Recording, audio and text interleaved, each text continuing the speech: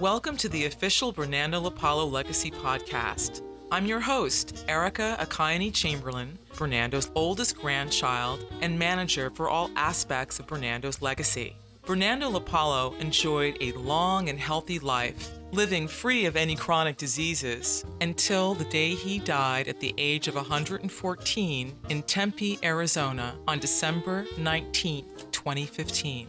Born the son of a doctor and herbalist in Victoria, Brazil on August 17, 1901, he had 4 different careers. As a 5-star chef, in the healing arts, he worked as a massage therapist, reflexologist, and podiatrist, a natural health consultant, and, in his hundreds, as an author and lecturer on the keys to his health and longevity. Bernardo studied at La Sorbonne for the culinary arts in the 1920s, the Swedish Institute of Massage, and NYU in his 70s, the Robert Finance School of Hair and Makeup in his 80s, and as an herbologist well into his 90s. Noted for his smooth skin, dapper sartorial style, soothing voice, and sharp memory, he was a family man, the oldest living Yankees fan, and the oldest living Brazilian in the state of Arizona. Sought out by people from around the globe, he touched thousands of lives through radio, TV, and personal appearances, inspiring both young and old to add more life to their years instead of just years to their life. Listen, share, and be inspired. I conducted a series of interviews with people who had met and interacted with Bernardo after he passed the century mark, so they could share the impact Bernardo had had on their lives. In this edition of the podcast, I dropped by the office of Darlene McKinney, where she's been the park manager for over a decade. Now 72, we waxed philosophical on healthy aging and shared many thoughts that I would summarize as keep moving. She met Bernardo and was impressed with his mental agility and philosophy. My name is Darlene McKinney. I'm the manager at the Lost Dutchman RV Resort in Apache Junction, Arizona, 72. And how did you first meet Bernardo, or how did he come to your attention? He came to present his book and some very interesting facts at a coffee in our quite enlightening. He had some really valid points that helped, I think, a lot of people in his past life that he's come across. If you want to be energized, eat properly, but always keep moving. It's probably the most important thing for people my age and over. I keep moving. What's your favorite form of exercise? Mine is walking and dancing. Just about any kind there is, as long as we're moving.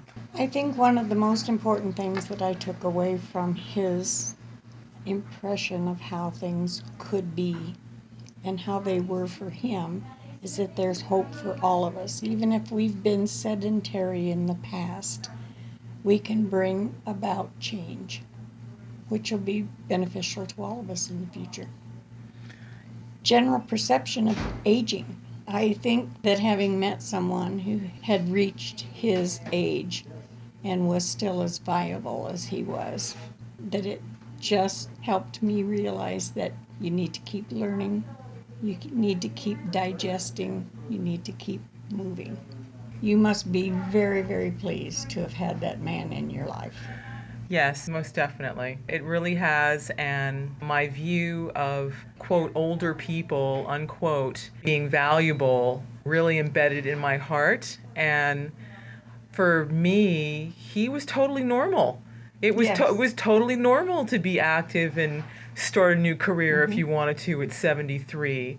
Or I even found some papers the other day of his at-home correspondence course study to become a natural consultant because he was studying herbology. And the date on there is from May 1995, which means that Grandpa was still studying at 94 and passed that with flying colors. Even the morning, I believe it was the morning he died, that he left his body, I knocked on the door just to see what he was doing, because I've gotten used to seeing him, hanging out in the living room. So, what are you doing, Grandpa? And I crackingly goes, oh, I'm studying about health. And he was sitting there with 4 thick books and with a little pen and a little notebook, and he was taking notes. Awesome. When I moved down here 18 years ago, I didn't really have the concept of aging.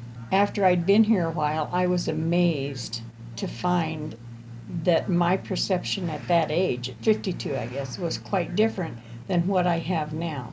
I've been privy to so many of our residents who are well into their 90s, some over 100, and I've watched them completely enjoy their lives. And it has given me the peace that it takes when I lose people that I'm close to, because I know they're here doing what they want to do. They're here possibly living longer because they are here and doing so many things. There's so many activities, and they don't become couch potatoes, and they don't stop. They're learning to write their memoirs. They exercise every morning. My friend who is 92 years old, she's in the pool every morning, and her philosophy is, if I don't keep moving, I might not move tomorrow. If you don't use it, you lose it. It's been quite a lesson. I think it's something that my children come to see me, and they're amazed at what they see, and I think it gives them hope for their future. We hope you enjoyed the official Bernardo Lapallo Legacy Podcast, produced by his granddaughter, Erica Chamberlain. You can find Bernardo's books, videos, Facebook page, and legacy news by visiting www.agelesslivemorestore.com.